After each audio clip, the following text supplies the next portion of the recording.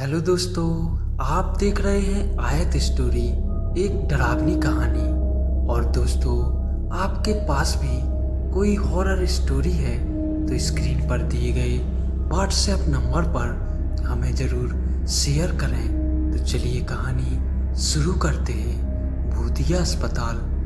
भूतों की कहानियाँ कल्पना के आधार पर लिखी जाती हैं, लेकिन कल्पना भी कुछ वास्तविकता से अभिप्रेरित होती हैं। भूतिया अस्पताल एक ऐसी माँ की कहानी है जिसके दुखों के सैलाव ने कई माताओं की गोद को खतरे में डाल दिया। एक बहुत ही पिछड़ा गांव था। वहां लड़कियों की आबादी साल दर साल कम होती जा रही थी। गांव के ज़्यादातर लोग लड़का पैदा होने को गौरव मानते थे, और वहीं दूसरी तरफ यदि किसी के घर में कन्या पैदा हो जाए तो उसे हीन भावना से देखने लगते थे। उसी गांव में 4 भाइयों का एक परिवार रहता था। सभी भाइयों की शादी हो चुकी थी, लेकिन 3 भाई जो सबसे बड़े थे उनकी औलादों में केवल लड़कियां ही थीं। पूरा खानदान लड़के की आस लगाए बैठा था। तभी उन्हें एक दिन सबसे छोटी बहू, जिसका नाम सीमा था, उसके गर्भवती होने की खबर मिलती है। पूरे परिवार में खुशियों की उमंग छा जाती है। सभी लड़का पैदा होने के इंतजार में छोटी बहू का खूब ख्याल रखते हैं। सीमा का पति अनिल, जो कि कपड़े की दुकान चलाता था, वह भी अपने बच्चे का बेसब्री से इंतजार करता है। परिवार के सभी लोग जानना चाहते थे कि सीमा के गर्भ में लड़का है या लड़की। वह तय करते हैं कि सीमा को गर्भ के लिंग के परीक्षण के लिए अस्पताल ले जाना चाहिए, लेकिन सीमा बच्चे की जांच करने के लिए अस्पताल नहीं जाना चाहती। दरअसल सीमा पहली बार मां बन रही थी, और उसके लिए लड़का या लड़की दोनों ही अनमोल थे। उसे लग रहा था कि यदि उसके गर्भ में लड़की हुई तो परिवार के सभी लोग उससे नफरत करने लगेंगे, और वह किसी को नाराज नहीं करना चाहती। लेकिन अनिल सीमा को अस्पताल ले जाने के लिए मना लेता है। वह उसे विश्वास दिलाता है कि मुझे कोई फर्क नहीं पड़ता कि तुम लड़के को जन्म दो या लड़की को, बस मुझे पिता बनना है। सीमा अनिल के साथ अस्पताल पहुंच जाती है। अस्पताल में अनिल का एक दोस्त कंपाउंडर था, और इस वजह से लिंग परीक्षण का काम जल्दी शुरू हो जाता है। परीक्षण की रिपोर्ट में सीमा के गर्भ में लड़की होने की पुष्टि होती है। परिवार को जैसे ही पता चलता है कि सीमा लड़की को जन्म देने वाली है, परिवार में मातम सा छा जाता है। पूरे परिवार मिलकर अनिल को समझाता है कि यह एक लड़की हमें नहीं चाहिए। वैसे भी परिवार में इतनी सारी लड़कियां हैं, और अब एक और लड़की से परेशानियां बढ़ती जाएंगी।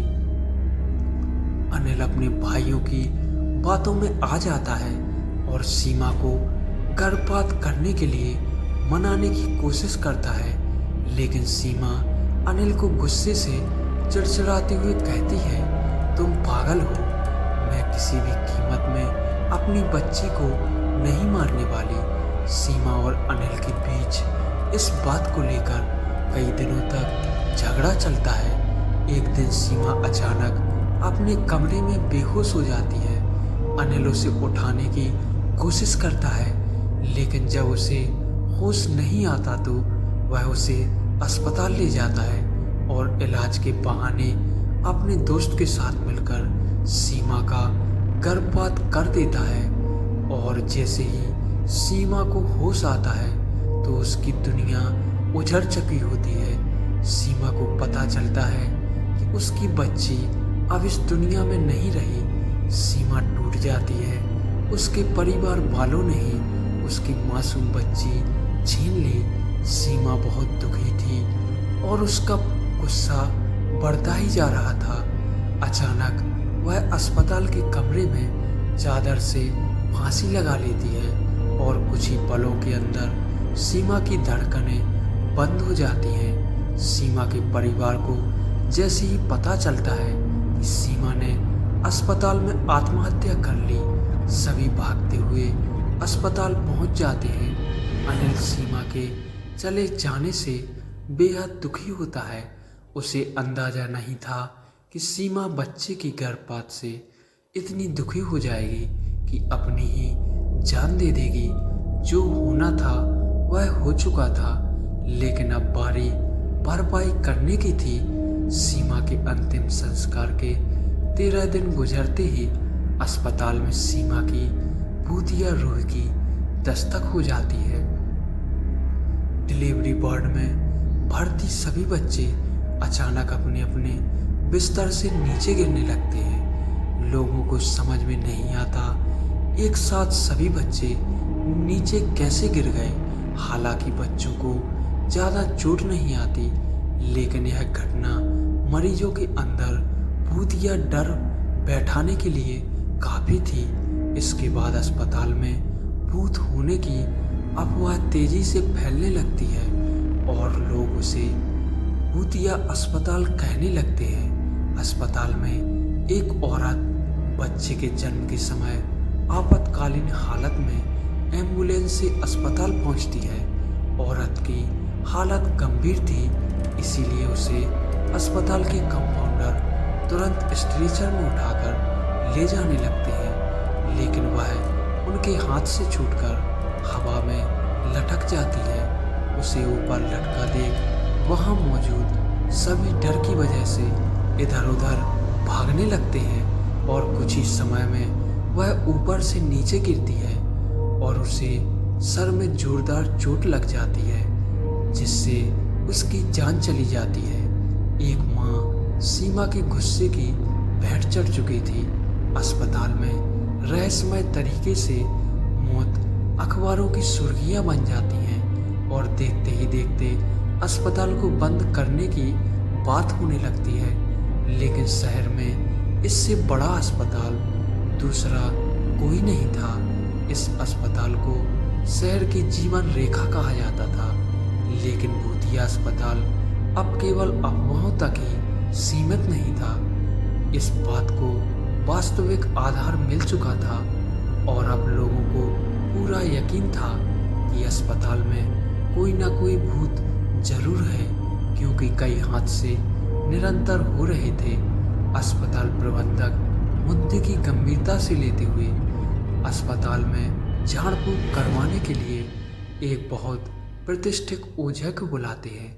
ओझा अस्पताल के कमरे में मंत्रों से प्रसिद्ध किया हुआ नींबू रखकर सीमा की रूह को पता लगा लेता है। देखते ही देखते नींबू का कलर सुर्ख लाल हो जाता है।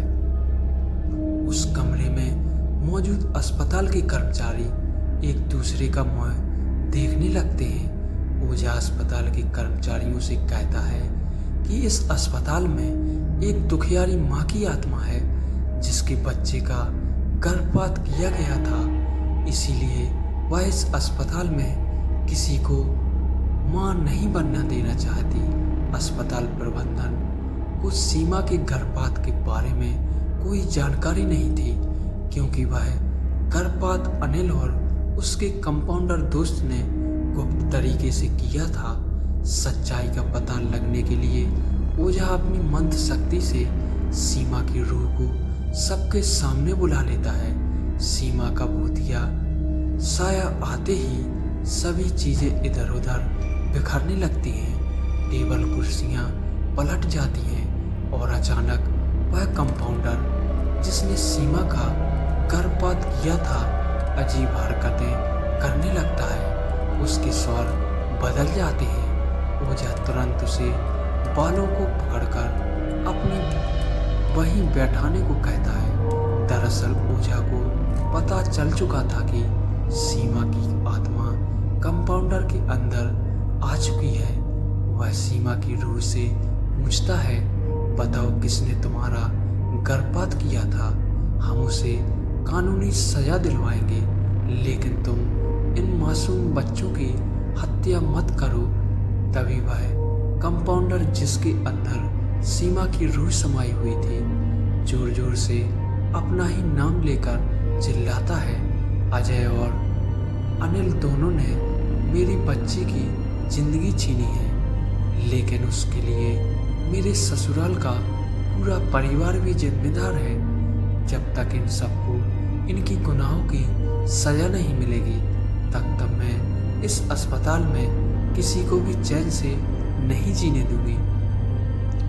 अस्पताल प्रबंधन अपने उस कंपाउंडर का सारा बयान रिकॉर्ड करता है और इसी रिकॉर्डिंग के दौरान वह कंपाउंडर एक कैंची लेकर अपने गले में घुसेड़ लेता है और तुरंत जमीन पर गिरकर तड़पने लगता है।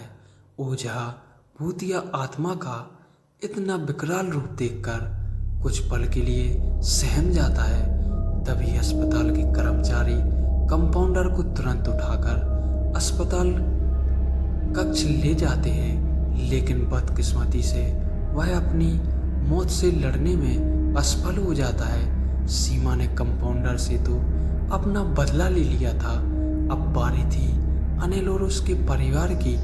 कंपाउंडर की हत्या से मामला पुलिस के संज्ञान में आता है और एक के बाद एक कड़ी जुड़ने के बाद पुलिस अनिल और उसके परिवार के सभी सदस्यों को सीमा के गर्भपात के जुर्म में गिरफ्तार कर लेती है, जिससे कहीं ना कहीं सीमा की आत्मा को शांति तो मिलती है और अस्पताल से सीमा की दहशत का साया गायब हो जाता है।